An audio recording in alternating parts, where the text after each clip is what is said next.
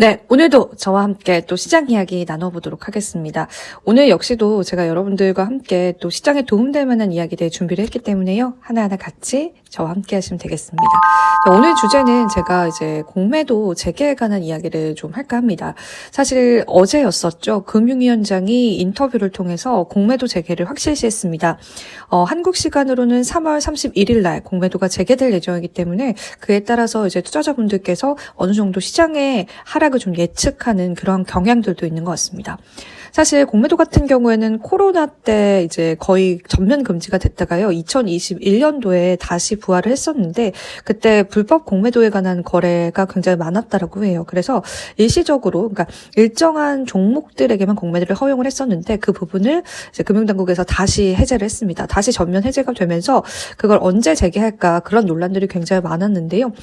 전면 금지 관련 일지를 먼저 보시면은 이러한 이제 법안들이 과정을 거쳐서 최종적으로 2월 18일 개정안이 의결이 됐습니다. 그 개정안이 의결이 됐기 때문에 이후에 이제 공매도가 재개된다라는 게 확실시가 된 겁니다. 자, 결론부터 말씀을 드리자면 이 공매도 재개 때문에 우리가 또 시장에서 피해를 볼 수 있는 종목이 있는데요.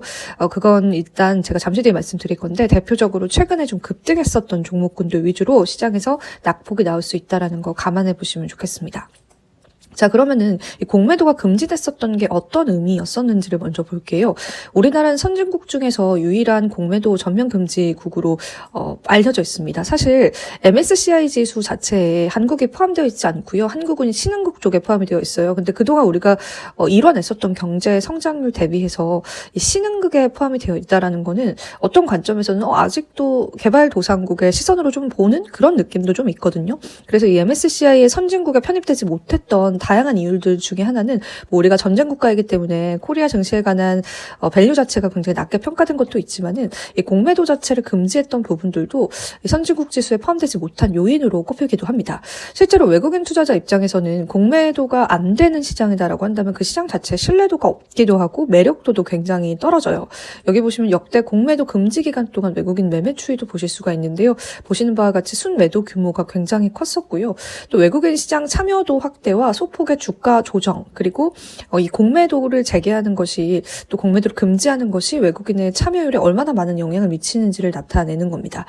이 박스가 공매도를 재개했었던 순간인데요. 파란 색깔 그래프를 보시면 외국인의 활동량이 굉장히 줄어든다라는 게 확인이 되실 거예요. 그리고 이제 최근에도 이러한 기조가 계속 이루어졌었죠. 그리고 이제 뭐 최근에는 이제 국내 증시가 워낙 저가의 평가를 받고 있었기 때문에 외국인이 일부 들어오긴 했었지만 이처럼 공매도를 금지한다라는 것은 외국인 입장에서는 외국인 자금에 관한 이탈을 이야기하고 있는 부분도 있기 때문에 공매도 재개는 좀 불가피하다라는 그러한 시선들도 있었습니다. 자, 그럼 다시 이야기로 돌아가서 앞서서 공매도가 재개됐을 때 우리가 피해야 할 종목 봐야겠죠.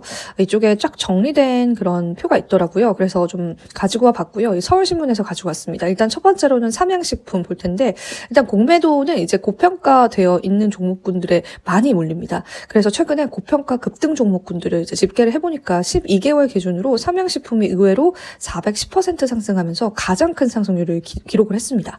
그리고 이어서 두산도 정말 많이 올랐고요.